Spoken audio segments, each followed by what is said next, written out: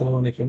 যে সকল ক্ষেত্রে বাচ্চারা একসাথে সবাই কোলাহলপূর্ণ পরিবেশে থাকে, এটা হতে পারে স্কুলের কোন হোস্টেল বা গণরুম, মাদ্রাসার কোনো গণরুম, অথবা যে কোনো পরিবেশ যেখানে সবাই একসাথে বসবাস করে। সে সকল ক্ষেত্রে অনেকগুলো রোগের মধ্যে ব্রেইনের সংক্রমণ বা মেনিনজাইটিস হওয়ার সম্ভাবনা বেশি থাকে,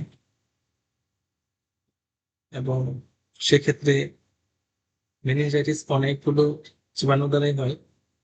তবে নেশারিয়া মেনিনজাইটিস নামক ব্যাকটেরিয়া দ্বারা বেশি হয়ে থাকে। তো এর বিরুদ্ধে যে ভ্যাকসিন কার্যকর আছে, এটা হচ্ছে ইনজেকশন মেন্সিভ্যাক্স নামে পাওয়া যায়। তো সাধারণত 2 বছর বয়স পরে দিতে হয়, এবং এটা চামড়ার নিচে দিতে হয় একটাই ডোজ। যদি কোনো বাচ্চারা ডে কেয়ারে থাকে, তখন তাদের অন্যান্য ভ্যাকসিনের সাথে এটাও দেওয়া উচিত।